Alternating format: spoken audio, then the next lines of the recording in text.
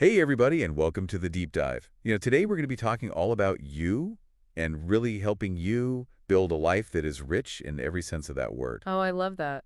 And to help us along this journey, we are going to be diving deep into Sahil Bloom's The Five Types of Wealth. Yes, such a good book. It really is. This book really, I don't know, it just kind of shifted my perspective on what it means to truly live a fulfilling life. And I think a lot of times we get caught up in the hustle and bustle of, especially today, of work and family and everything else, that we kind of lose sight of what's truly important. Yeah. And I think, a lot of our listeners are familiar with Sahil Bloom. He's got a great newsletter, very successful investor. Yeah, he really is. But what's really interesting is that he had this aha moment, actually inspired by a conversation with his friend about their aging parents. Oh, wow. And it made him realize that there's so much more to a fulfilling life than just, money. It's not just about the Benjamins, right? Right, exactly. And it really resonated with me, too, because, I've had those same thoughts about how quickly time flies, especially with our loved ones. Yeah. So I'm really excited to dive into this book today and explore these 5 types of wealth and how we can use them to create a life that we love. Yeah, let's do it. So let's start with the basics. What are these 5 types of wealth? So Bloom breaks down into financial wealth, time wealth, social wealth, mental wealth, and physical wealth. Right. And what's so fascinating is that he sees them as all interconnected, like pieces of a puzzle, right, that fit together to create this complete picture of a well-rounded life. I love that analogy because it really highlights how we can't just focus on one area and expect to be truly fulfilled, right? It's about finding that balance and prioritizing what matters most to us at different stages of our lives. Exactly. It's not about winning in every area all at once. It's about, like you said, prioritizing based on where you are in your life. And Bloom, he uses this analogy of a dimmer switch. You can turn on the intensity in one area and kind of dim others based on what's most important to you in that moment. I love that. So, for example, if you're, in your 20s and you're really focused on building your career, you might prioritize financial and mental wealth. Yeah. But then as you get older, you might shift your focus to time and social wealth. It's about recognizing that, life isn't static. Exactly. And our priorities change. So I think that's a great way to kind of frame it. So why don't we start with time wealth? Okay. Since that seems to be kind of the foundation for everything else, right? Because we all have a limited amount of time. That's right. And the book actually tells a story about, a man who regretted not spending more time with his parents, which I know for me, really hit home. That's such a powerful anecdote, right? Yeah. And it really gets to the core of why time wealth is just so crucial. Right. It's about realizing that time is our most precious and finite resource, right? You can always make more money, but you cannot make more time. Especially with the people you love. Especially with the people you love. So how do we actually build time wealth? Is it just about working less? Right. And spending more time on leisure? Or is there more to it? It's definitely more than that. Bloom breaks it down into 3 pillars: awareness, attention, and control. Okay. And awareness is really just about understanding and truly understanding that time is limited and then making conscious choices about how you spend it. Yeah. Have you ever actually stopped to think about how many weekends you have left with your family? Wow, that's a tough one. Right. I haven't really, but I mean, that's a powerful question. It is. And it leads to attention, which is the second pillar. And that's all about focusing on what truly matters to you and minimizing distractions, Right. Bloom suggests a really interesting system of color coding your calendar. Oh, interesting. Green for activities that give you energy, I like that. red for things that drain your energy, and yellow for those neutral activities. And Right. this really helps you to visualize where your time is actually going and then make adjustments to prioritize those green activities. That's a great visual. Right. And it really ties into that whole concept of, being intentional with our time. But I think, for a lot of us, it's how do we actually gain more control over our schedules, especially when work and other obligations, often dictate our time? That is a great question, and it leads to the third pillar, control. And it is about freedom to choose how you spend your time, which it's not always easy, right. But it is definitely something to strive for, Bloom, he talks about different strategies like building in more flexible work arrangements. Yeah. Automating or delegating tasks, and then just learning to say no to things that don't really align with your priorities. Right. It's about taking ownership Yes. of your time Yes. and not letting it, slip away. Exactly. The book also mentions Parkinson's law, which basically states that, work expands to fill the time allotted for its completion. Oh, I love that one. It's so true. Right. So if you Yeah. give yourself a week to complete a task that really could be done in a day, You're right. you're probably going to spend the whole week on it. Right, exactly. Yeah. And, Bloom, he suggests actually using that law to your advantage, right? So by setting those shorter deadlines and breaking those large tasks down into Right. smaller, more manageable chunks. Like those focus work sprints. Yeah, exactly. Setting a timer for 25 minutes, working really hard, Mm-hmm. intensely on one task, and then taking a break. Yeah, absolutely. Could be surprisingly effective. Yeah. But let's move on to social wealth, Okay. which Bloom argues is just as important as time wealth. Mm-hmm. And he starts this section with a very thought-provoking question. Oh, I'm intrigued. Who will be sitting in the front row at your funeral? Oh, wow. Yeah, That is a powerful one. I know. It's a bit morbid, but Yeah, but it really makes you think. it really makes you think about the people who truly matter in your life. Yeah, absolutely. And so, it's not about the number of friends you have on social media Right. or the size of your network, but really the depth and the quality of your relationships. Absolutely. It's about those core relationships that Mhm. really form the foundation of our social wealth. Exactly. But how do we, nurture those relationships Right. and build stronger connections with those, really important people in our lives? So Bloom, he emphasizes quality over quantity. Right. It's not about trying to be friends with everybody. Right. Right. It's about investing in those few really meaningful relationships. Right. And he also highlights this really fascinating study, the Harvard study of adult development, which followed hundreds of men for over 80 years. I've heard of that study. Yeah. Isn't that like the longest running study It is. It is. on human happiness or something like that? Yes, and they found that close relationships are one of the biggest predictors of happiness and longevity. Mm-hmm. Yeah. Right. And so this study just underscores how important it is to really prioritize our relationships for both our emotional and physical well-being. Makes sense. And in Bloom, he also gives some really practical advice for strengthening those connections. One thing he suggests is asking yourself 3 simple questions when you're interacting with a loved one. Do they need to be helped, heard, or hugged? Oh, I love that. Right. It's so simple, but it's just such a powerful framework Yeah. for understanding what someone needs in that given moment and then responding accordingly. It's about being present Yes. and attentive to the needs Mm. of those we care about.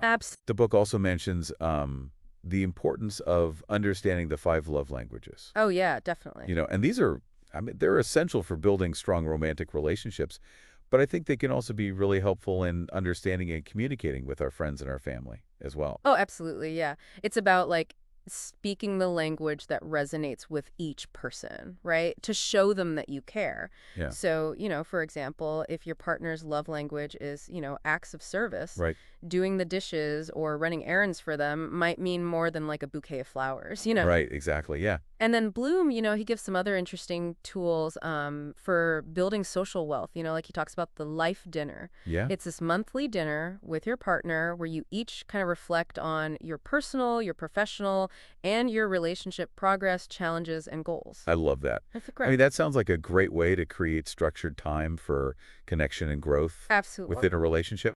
Yeah, and it's about, being intentional about nurturing those bonds Right. rather than just letting them fade into the background. Mm. So now let's dive into mental wealth, which Bloom, he describes as being the foundation for everything else. Okay. And he kicks off this section with a story about Hank Behar, a 101-year-old man who's still taking college courses. Oh, wow.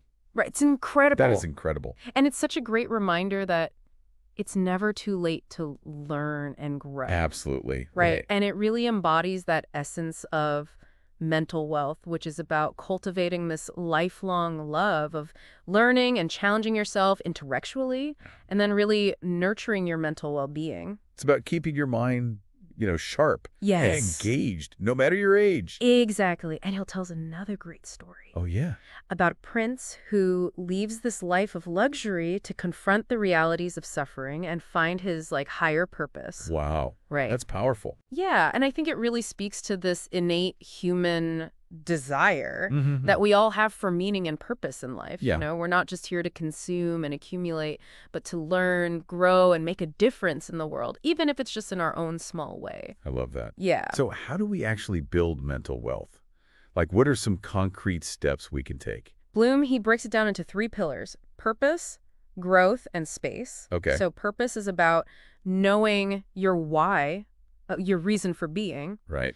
Growth is about embracing that lifelong learning and challenging yourself intellectually. Yeah. And then space is about making time for reflection and stillness to allow your mind to just recharge. I love that.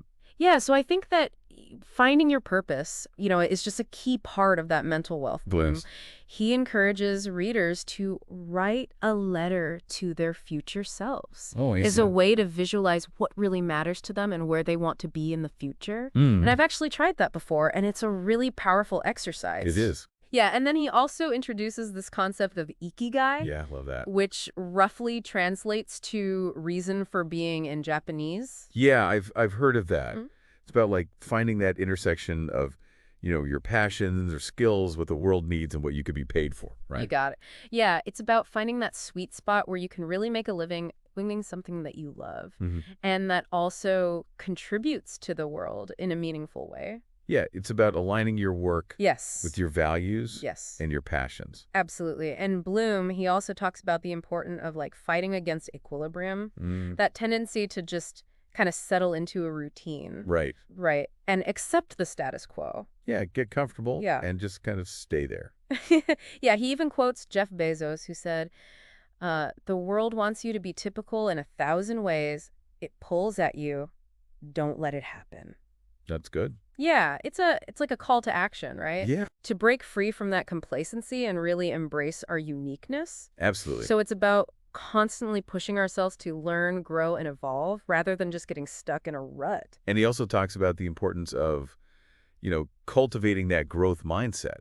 Yes. The belief that our abilities aren't fixed, but they can be developed Absolutely. through effort and learning. Yes, and that resonated with me. I used to think that intelligence was fixed. Right. You're either smart or you're not. Right. But now I realize that we can always learn and improve no matter our age or our background. I think that's so empowering. It is, right? It opens up a whole world of possibilities. Yeah. And, Bloom, he gives some really practical strategies for cultivating that growth mindset, like seeking out new experiences, embracing feedback, and focusing on the process of learning Mm. rather than just the outcome. It's about seeing challenges as, opportunities for growth Yes. rather than obstacles to avoid. Absolutely. And he also emphasizes the importance of creating space for reflection Right?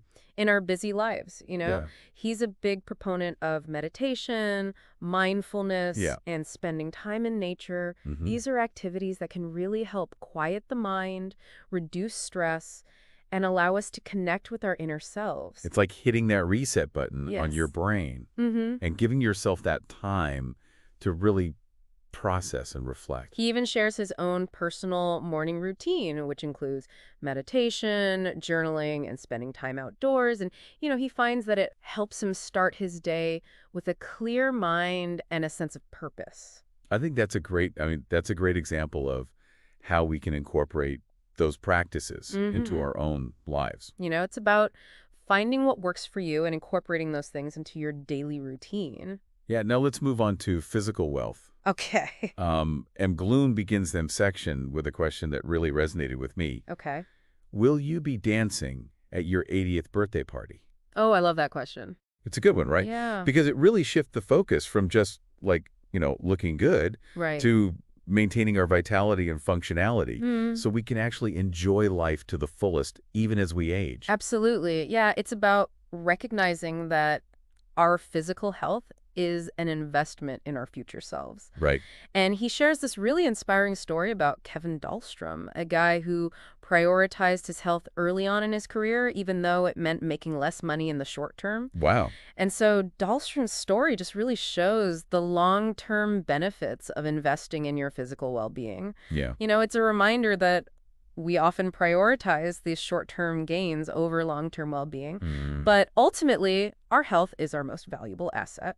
It really is. Yeah. So, I mean, but it's easy to, like, I think fall into that trap of, like, I'll worry about that later. Right. I'm going to focus on work now. Yeah, and Bloom actually takes us on this fascinating journey through history, tracing how our understanding of physical well-being has evolved over time. Interesting. Right, so he starts with our hunter-gatherer ancestors who were constantly on the move, relied on their physical strength for survival, and then he goes to the agricultural revolution where people became more sedentary, and then to the ancient Greeks who revered physical fitness.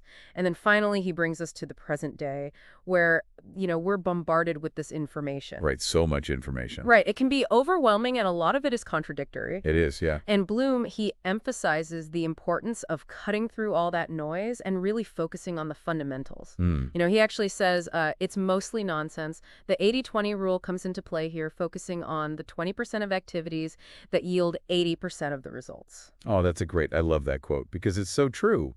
We get caught up in Yeah. all the latest, fads. The biohacking. Right, all the biohacking, all the, it's like, well, maybe we should just focus on The basics. right? Like moving our bodies, Yeah. Eating real food Yeah.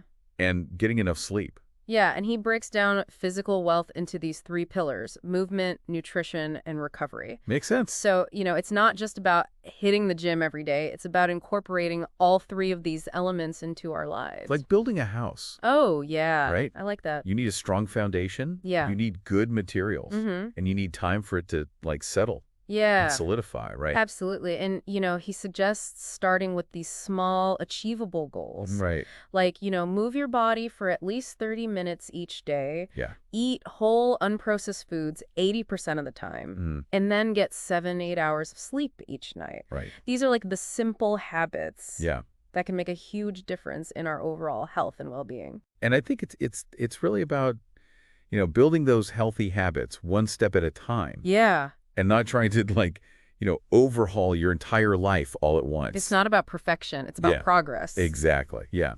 And then Bloom dives into more detail about each of those pillars. So for movement, he talks about different types of training like cardiovascular, strength, stability, and flexibility. Okay. For nutrition, he discusses, the importance of understanding macronutrients, proteins, carbohydrates, and fats, and choosing high-quality sources. Right. And then for recovery, he talks about sleep. The importance of sleep, provides some tips for improving sleep quality, discusses breathing techniques, wow, and other relaxation methods for promoting recovery and reducing stress. I love that. Yeah, it's, his approach to physical wealth is really all about finding what works for you. It's about incorporating healthy habits into your life in a sustainable way. Yeah. It's not about depriving yourself or striving for this, perfection.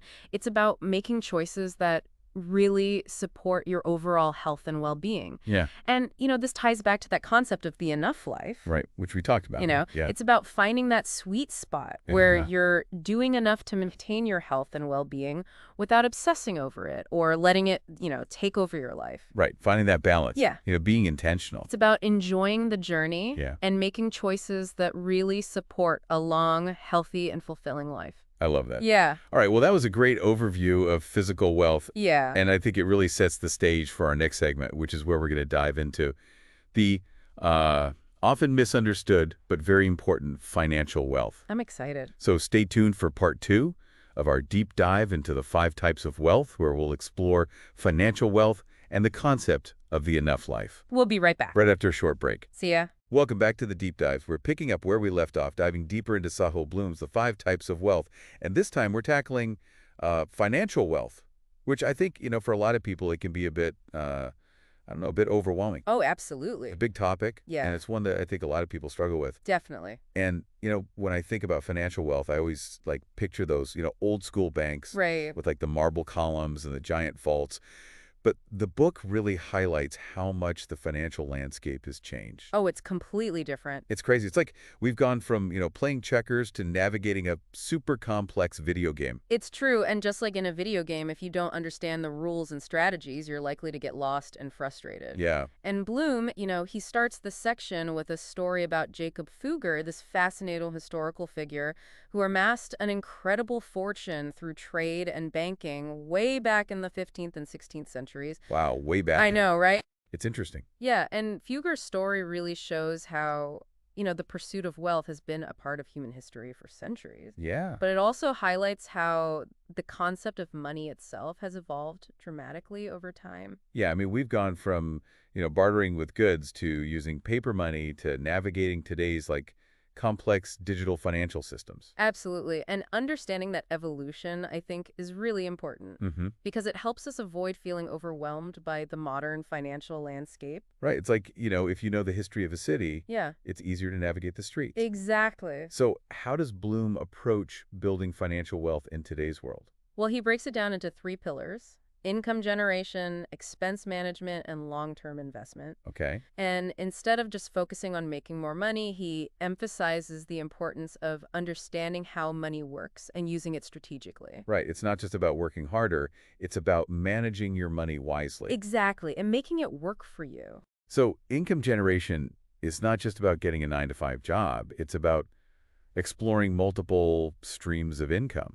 Right, think about royalties from creative work, side hustles that leverage your skills, income from investments, or even starting your own business. Yeah, it's like having multiple pillars supporting a roof Yes, provides more stability. exactly. But what about managing expenses? That's something I personally struggle with. Oh, it's a common challenge. Yeah. And Bloom addresses it head on. Okay, good. He talks about being intentional with your spending and avoiding what he calls lifestyle creep, Oh, yeah. where you increase your expenses as your income rises. I've been there. Right. It's so easy to do. It is, yeah. You get a raise and suddenly you need a fancier car or a bigger house. It's like, oh, I can afford this now. Exactly. But, you don't really need it. And Bloom gives some practical tips, like negotiating bills down, using the 30-day rule for non-essential purchases, and tracking your spending to see where your money actually goes. Yeah, it's like shining a light on your spending habits. So you Yes. can identify those areas where you might be overspending. Absolutely. And, he even shares some career advice Oh, yeah?